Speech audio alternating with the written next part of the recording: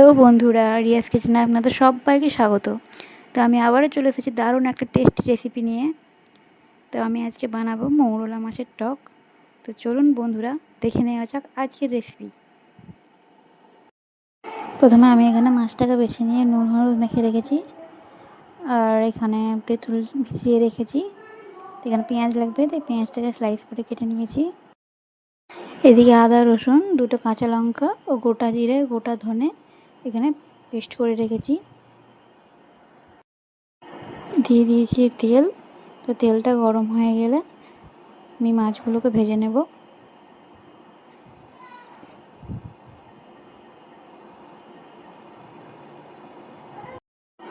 মাছটাকে ভেজে নিচ্ছি।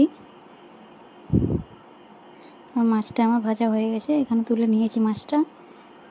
এবার ওই তেলের মধ্যে আমি দিয়ে দেবো পেঁয়াজ কুচি। পেঁয়াজটাকে একটু লালচে করে ভেজে নিতে হবে।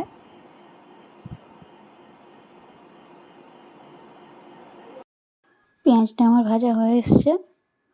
দিয়ে দেব মশলা। মশলাটা দেওয়ার পর দিয়ে দেবো 1 চামচ হলুদ গুঁড়ো, 1/2 চামচ কাশ্মীরি লঙ্কা গুঁড়ো। এই মশলাটাকে ভালো করে একটু সময় নিয়ে কষিয়ে নিতে হবে। আর এদিকে আমি তেঁতুলটাকে একটু চটকে নেব।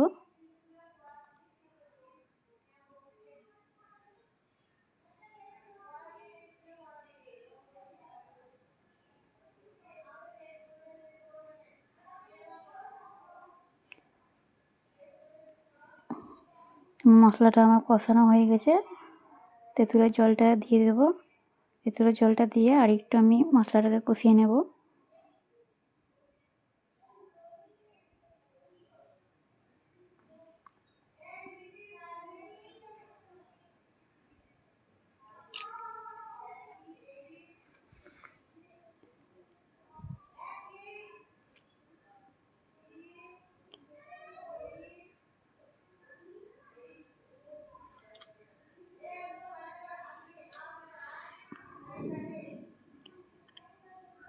দিয়ে দেবো জল। জলটা একটু কম দেব, আসলে রান্নাটা একটু মাখা মাখা হবে, তো তুমি এখানে জলটা একটু কম দিয়েছি। দেব স্বাদ মতো নুন।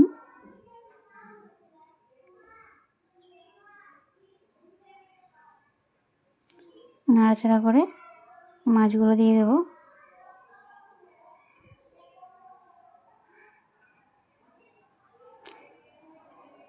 সামান্য একটু গরম মশলা দিয়ে দেবো নামানোর আগে।